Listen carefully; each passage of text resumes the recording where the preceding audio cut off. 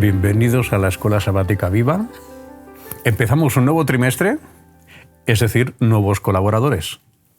José Antonio, encantado de formar parte del equipo contigo en esta ocasión. ¿Qué tal? ¿Cómo te encuentras? Vamos adelante y os digo lo mismo en lo que a mí respecta. Julia, ¿qué tal? Bueno, pues... Bienvenida.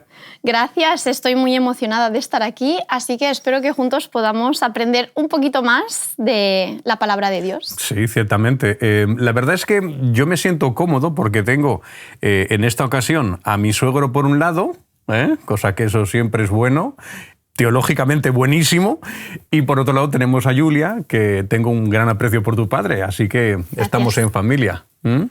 Bueno, la escuela sabática este trimestre tiene su complejidad, ¿no? Bastante. Bueno, vamos a hablar de profecía, de cómo interpretar mejor. Yo creo que es una escuela sabática muy interesante. No sé es demasiado útil porque es la base prácticamente. Conforme lo vayamos viendo, vemos que es la base de nuestros propios estudios, incluso personales. Claro, cómo interpretar de manera correcta las profecías. José Antonio, yo creo que sería bueno que empezáramos con una oración. ¿Te parece? Muy bien. Venga, vamos allá. Querido Señor y Padre que moras en el cielo, queremos darte gracias por esta oportunidad y para ello pedirte tu presencia y tu bendición. Que los comentarios que podamos hacer tengan tu aprobación, sean de utilidad y sobre todo, Padre, sean para honra y gloria tuya. En el nombre de Jesús. Amén. Amén. Bueno, yo no he dicho nada de mí mismo, pero soy pastor hace muchos años en la iglesia adventista y bueno, y ahora pues dando clases en la Facultad de Teología también. Así que bueno, vamos a meternos entonces, vamos a entrar de lleno en la lección y me gustaría que empezáramos a comentar algo que creo que es fundamental, que son las leyes hermenéuticas. En la escuela sabática, esta semana, sabéis que se nos plantea como una idea fundamental. Claro, ¿cómo podríamos definir las leyes hermenéuticas? Criterios, principios, formas de entender mejor el texto bíblico. Es decir, ¿cómo entenderlo correctamente? Y yo me pregunto, ¿acaso no es una idea, no, más que una idea, algo determinante para poder entender el texto bíblico, las leyes hermenéuticas? Tú que has dado clase muchos años en la facultad. Yo creo que yo partiría de la base de algunos principios de la Reforma, como son sola escritura, tota escritura.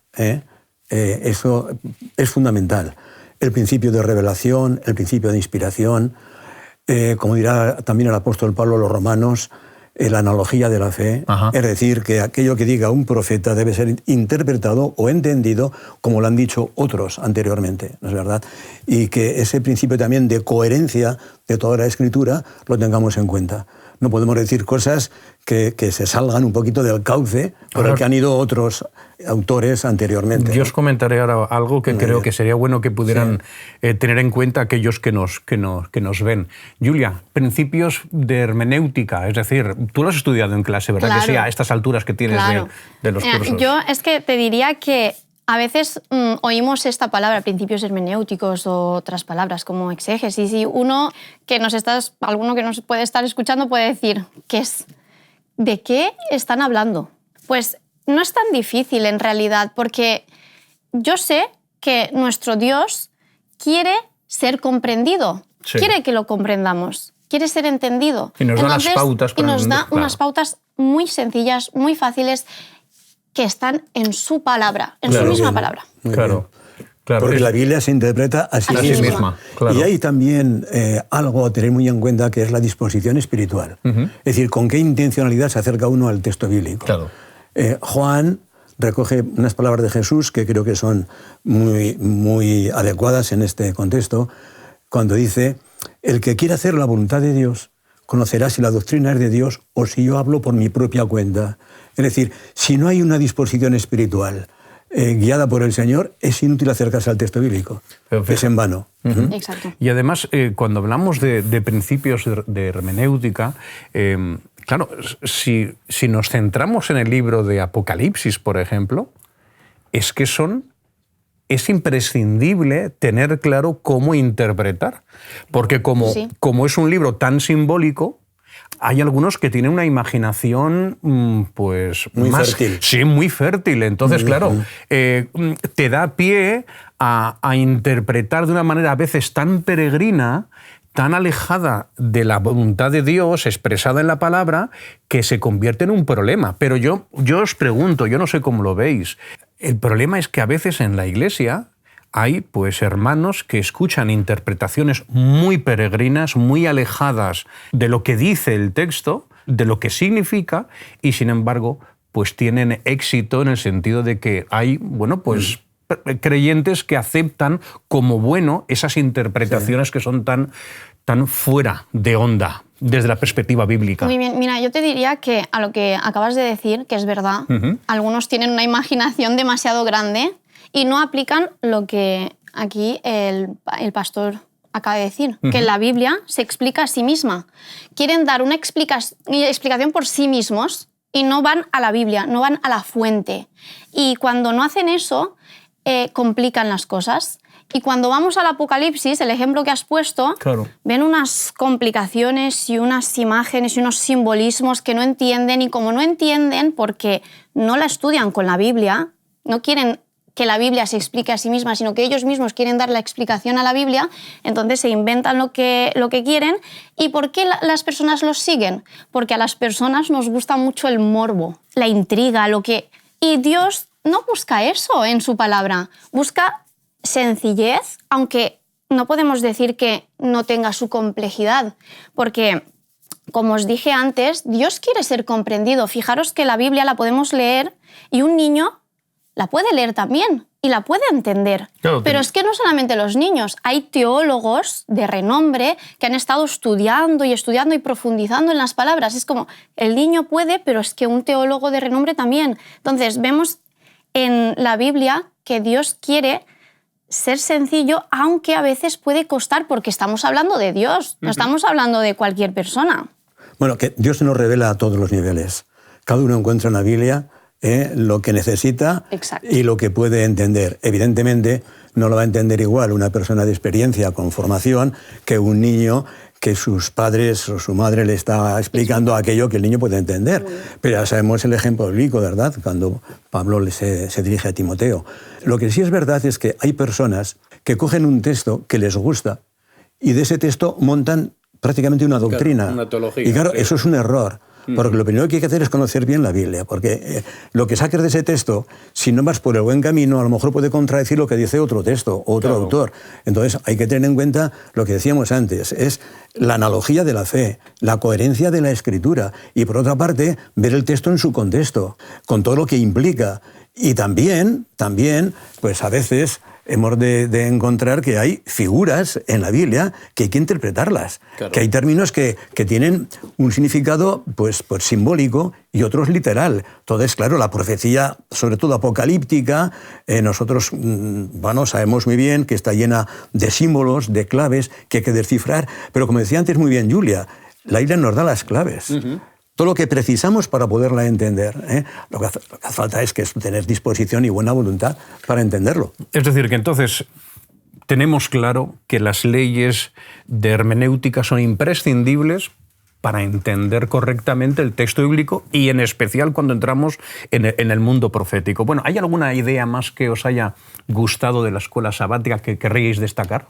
Lo que me gustaría destacar y que se nos quedara claro para esta primera parte es que realmente cuando nos acercamos a la Biblia, si nos acercamos por nosotros mismos solos, sin el Espíritu Santo, podemos encontrarla muy complicada, porque al final es Dios el que la ha inspirado. Es que es clave y no puede eso. ser algo, como dijimos, demasiado superficial. Tenemos que profundizar y escarbar como si estuviéramos buscando un tesoro. Fijaros lo que nos dice Isaías 55:9.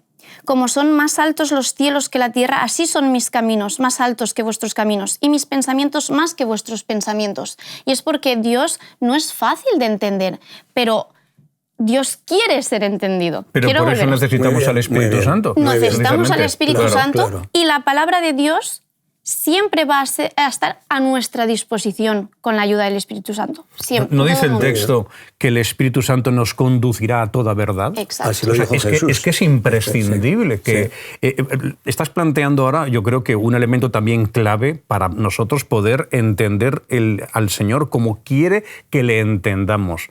El Espíritu Santo determinante para que nosotros podamos entender. A ver, no nos olvidemos que nosotros somos carnales. Dios es espiritual, nosotros tenemos un problema de conexión con Dios que se soluciona cuando Dios se revela a sí mismo a través del Espíritu que nos ayuda a entender. O sea, que este es un aspecto muy importante. Hay un texto clave en la lección que quisiera darle lectura, que refuerza también el que ha dicho antes Julia y que creo que representa una verdadera clave para esta lección. Así dijo el Señor: no se alabe el sabio en su sabiduría, ni en su valentía se alabe el valiente, ni el rico se alabe en sus riquezas. Mas alábese en esto el que se hubiere de alabar, en entenderme y conocerme, que yo soy el Señor, que hago misericordia, juicio y justicia en la tierra, porque estas cosas quiero, dice el Señor. Claro. Amén. Esto es así. Claro. Esto es así. Y efectivamente, habéis dejado bien clara la idea de que Dios quiere que entendamos, porque Él también quiere ser comprendido. Claro. ¿De acuerdo? Y Él lo hace de la manera más natural y más adecuada. A veces no nos preguntamos, bueno, ¿y por qué Jesús se expresó en parábolas en ocasiones? ¿Y por qué la profecía apocalíptica? Pero evidentemente hay razones. Hay razones que yo creo que en algún caso y en algún contexto son obvias y que es posible que haya otras que Él tenga que no hayamos comprendido. Pero pienso que las más elementales, esas razones las podemos entender nosotros. ¿Qué sería de la Biblia si todo lo que se dice en Daniel y Apocalipsis se dijera con total claridad? Ya. Claro. La tendríamos Claro. con facilidad. No Tendríamos tantos ejemplares en casa, Claro. pues posiblemente no. Igual no tendríamos necesidad de escudriñar, como dice Jesús, que escudriñar las Escrituras. Creo que, de verdad, lo que Dios pretende con todo esto es que nosotros también demos... Él ya ha dado el primer paso hacia nosotros. Ahora nos toca a nosotros dar el paso hacia Él. Y acompañando un poquito al versículo que has dicho, el de Proverbios 2, 3, 5 también nos da esa pauta. Clama por inteligencia y pide entendimiento. Si la buscas como a plata y la procuras como a tesoros escondidos, entonces entenderás el temor de Jehová y hallarás el conocimiento de Dios. Hay que dar nosotros... Él ya ha dado el primer paso, ahora hay que darlo nosotros. ¿Y cómo lo damos? Pues yendo hacia su palabra y con ayuda, por supuestísimo, del Espíritu Santo, porque por nosotros mismos nada podemos hacer. Permitidme, a mí me gustaría que enfatizáramos todavía un poco más, yo creo que ha quedado claro, ¿no? Pero enfatizar un poco más el hecho de que la disposición del creyente a la hora de acercarse al texto bíblico es fundamental.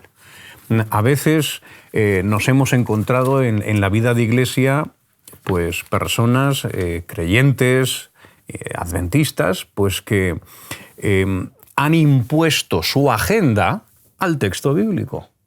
Ellos tienen una forma de pensar, tienen unas ideas y lo que buscan es justificar sus ideas con el texto bíblico. Entonces, no importa lo que diga el texto, lo importante es lo que dice el texto que pueda ayudarte a apoyar tus ideas personales. Y yo creo que eso es un problema que tenemos. A mí me gustaría que esto lo dejáramos claro. Si me permitís, tengo aquí dos frases que creo que encajan perfectamente en lo que acabas de decir.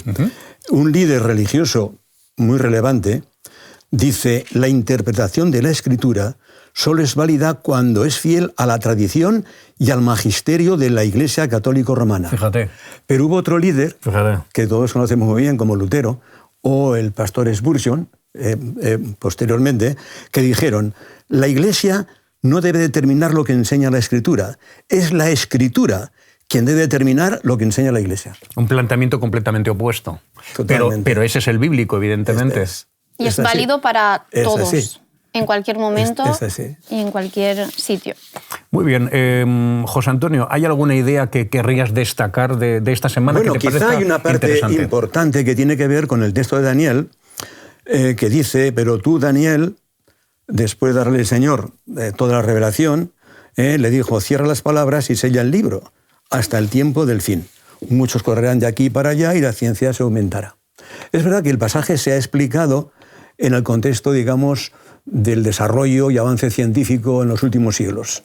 Y no podemos decir que se haya explicado mal. A mí me lo enseñaron así. Pero evidentemente el texto apunta sencillamente a la ciencia que tiene que ver con el conocimiento de la palabra de Dios. Ese es el contexto. Y dando pasos rápidos, pues querría decir, puede ser una opinión, pero creo que el autor de la lección también lo piensa de esa manera, y es que todo el movimiento adventista, el descubrimiento de las doctrinas que estaban llenas de polvo, que el movimiento milerita, luego adventista, fue desempolvando, conociendo y predicando al mundo entero, creo que es la mejor respuesta a ese pasaje. El conocimiento de la palabra de Dios, de su voluntad, ¿de acuerdo?, ha ido aumentando y sigue, porque aunque tengamos algunos que, bueno, pues ponen en duda algunos principios o algunas doctrinas, ¿de acuerdo?, el conocimiento de nuestras doctrinas, la verdad del santuario, la justificación por la fe, la interpretación de la Biblia, todo eso ha ido reforzándose, creciendo y consolidándose. Es que Entonces creo que es la mejor respuesta a ese pasaje. Nosotros tenemos una perspectiva histórica que nos permite ver la profecía desde una posición muy cómoda, porque casi todo se ha cumplido ya. Claro. Entonces, la perspectiva que tenemos nosotros no es la que han tenido otros estudiosos de las profecías. Pero a mí me gustaría ahondar un poco en lo que has planteado, ¿no? Es el hecho de que, a ver, yo os lo acabo de comentar, cuando yo recibí estudios bíblicos, ese pasaje al que has aludido, al que has leído, es como se me dijo, no, es que la ciencia se desarrollará, claro, es verdad, porque la tecnología, sí, la medicina, pues hay muchos avances sociales, tecnológicos, médicos, es verdad. Pero el contexto, y eso es un principio de hermenéutica, ¿no, profesor? Claro, es un principio de hermenéutica. Tener en cuenta el contexto en el que se presenta ese texto. Y el texto está hablando de la profecía. Evidentemente. Aunque nos viene bien la otra interpretación, pero está hablando de profecía. Entonces, y yo no sé, una de las cosas que a mí más me maravillan de nuestra Iglesia es el esquema profético que tenemos, cómo interpretamos las profecías. Me parece, sinceramente, no sé cómo decirlo, no sé si decir lo mejor de lo mejor, voy a decir lo más ajustado al texto, que yo creo que eso se puede decir, lo más ajustado a cómo nos presenta las profecías la Biblia. Así que bueno, pues dando gracias a Dios entonces, ¿no? Sí, sin salir del contexto, tenemos que decir que la gran profecía, la más larga de la Biblia, que nos caracteriza muy bien y que sobre todo caracteriza a Guillermo Miller en su estudio e investigación de la Escritura, hay quienes han llegado a pensar que bueno, esto es poco menos que pues, fruto de la imaginación muy fértil de nuestros pioneros, ¿no? Pero no es invento adventista, porque en los 4 volúmenes de Leroy Edwin Fromm, La fe profética de nuestros padres, un clásico, presenta toda una galería de intérpretes, pero intérpretes europeos, norteamericanos, en todas las épocas, desde después de la Reforma, que han ido estudiando la profecía. Pero había un hándicap. La Biblia decía, cierra las palabras y sella el libro hasta el tiempo del fin. Y claro, nosotros sabemos, por el estudio de Daniel, que el tiempo del fin, según el autor y según las profecías que presenta, comienza entre 1798, el fin de los 1260 años, y 1844. Ese periodo de 46 años marca la transición entre la historia de la humanidad y el comienzo del tiempo del fin. Entonces, hasta esa fecha, la profecía no se conocería. Y es interesante ver cómo todos los estudiosos, que son decenas y decenas, se han ido aproximando, pero ha sido al final, y sobre todo Guillermo Miller fue el que realmente, no exclusivamente, porque Samuel Snow y algún otro pues le ayudaron a precisar la fecha, ¿verdad? Pero evidentemente fue ya el broche de la interpretación. Y hoy tenemos que dar muchas gracias a Dios porque es la columna vertebral de todas las profecías. Una profecía que realmente ha ido marcando, ha ido jalonando todos los, digamos, momentos clave del plan de redención. Muy bien. No, así es. De todas maneras, has aludido a los volúmenes de Fromm. Sí. Cuando le echas un vistazo te das cuenta la progresión en incremento de conocimiento de los especialistas, muy digamos, bien, muy bien. Cómo van poco a poco arañando conocimiento, van ampliando y se van aproximando al esquema profético que tenemos nosotros. Es espectacular. Esa es una obra maravillosa, vamos. Lo que quiero destacar es que nosotros no tendríamos que tener miedo, sino que tendríamos que tener fe y confianza de que, aunque nos parezca a veces difícil, tenemos que tener fe de que el Espíritu Santo nos va a guiar a toda verdad. Que nos va a orientar. Porque la palabra de Dios, por ejemplo, Lucas 24-27 nos dice, ya poniéndonos como ejemplo a Jesús, dice, y comenzando desde Moisés y siguiendo por todos los profetas, les declaraba en todas las Escrituras lo que de él decían. Y es lo mismo lo que tenemos que hacer nosotros cuando tratamos de, por ejemplo, profecía. Si queremos estudiar una profecía, tenemos que empezar desde el principio hasta el fin, porque sabemos que todo esto nos va a guiar hacia él, hacia Jesús, en todo momento. Quisiera dejarlo como base, porque es importante saber que todas las profecías apuntan a una cosa. Apuntan a Jesús, que es nuestro Salvador, y por lo tanto se nos ha dado por eso, para que nosotros comprendamos que por Él somos salvos y que lo somos de verdad. De hecho, Jesús, o sea, todo el texto bíblico gira en torno al Mesías. Evidentemente. Todo. De principio a fin. De principio a fin, ¿verdad? Yo recuerdo hace muchos años cuando una de las ideas que se te planteaba en el estudio bíblico de la Biblia, la Biblia se divide en Antiguo y Nuevo Testamento, sí, pero también se divide en torno a dos acontecimientos. La primera venida de Jesús y la segunda. Todo el Antiguo Testamento nos conduce hacia la primera venida. Y una vez que Jesús ha venido a este mundo, que se ha convertido en nuestro Salvador, el Nuevo Testamento, además del ministerio de Jesús, nos proyecta hacia la segunda venida. O sea, el texto bíblico girando en torno a Jesús y en torno a los dos acontecimientos, su primera venida y su segunda. Y en el mismo contexto es Jesús como centro que nos guía hacia nuestra salvación. Pero fíjate, perdona un segundo, yo creo que es algo que sería bueno que igual que destacáramos, porque lo que estás diciendo es muy importante, fundamental.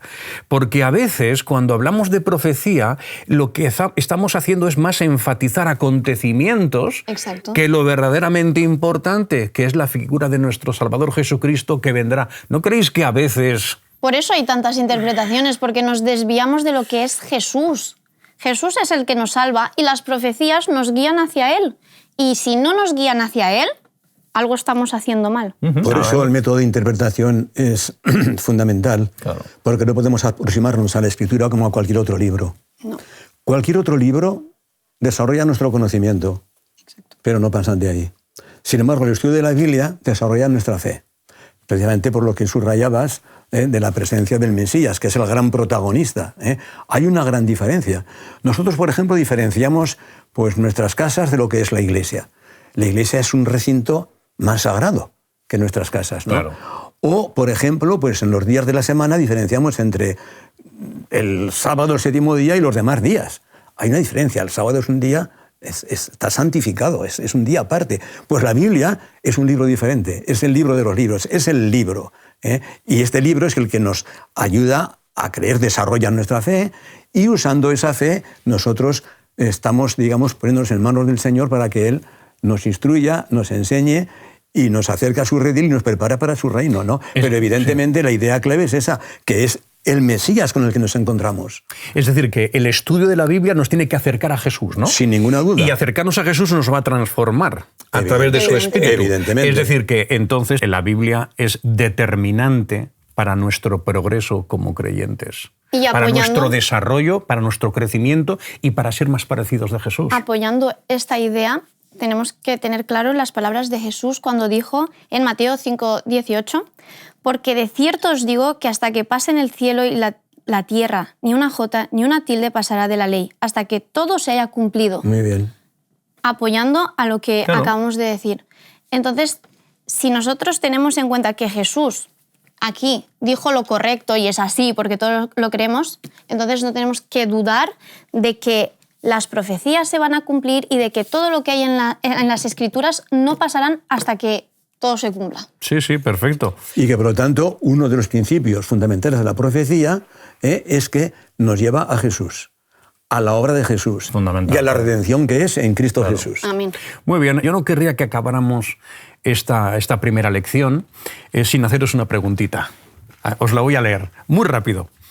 ¿Cómo no caer en las variadas interpretaciones de las profecías bíblicas que son descabelladas, especulativas y que circulan por ahí también entre adventistas? Y mi respuesta, la que yo os propongo, es utilizar el texto de Isaías 8:20, a la ley y al testimonio. Si lo que se interpreta no está en armonía con el texto bíblico, con lo que ha sido revelado previamente, no deberíamos aceptarlo. Esta es mi respuesta a esa pregunta. Por mi parte estoy totalmente de acuerdo. Por mi parte también. Está claro. Estáis completamente de acuerdo. Muy bien. Claro, claro, y también añadiría que bajando también nuestro orgullo personal, porque a veces creemos tener un conocimiento por encima de muchos o de otros, cuando a veces no es así. Bajar un poquito lo que es la soberbia y añadiendo que no podemos cambiar nada de lo que hay en la palabra de Dios. Bueno, yo creo que es importante este matiz, ¿no? El hecho de que a veces, no sé, yo creo que lo hemos encontrado a veces en la Iglesia, ¿no? A veces hay un poco de orgullo, no sé si decir orgullo espiritual o religioso, no sé, y a veces lo que predomina es el individuo. Hay que hacerle caso a Pablo. Sí. Haya pues en vosotros este sentir que hubo también en Cristo Jesús. Claro. Y ahí habla de la gran humillación de Cristo antes de la exaltación. Creo que vamos a disfrutar de este trimestre. Creo que vamos a pasar unos minutos muy necesarios que nos van a aportar, que nos van a enriquecer.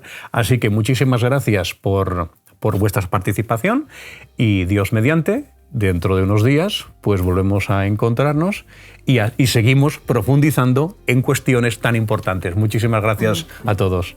Por mi parte, gracias a vosotros. Por la mía también.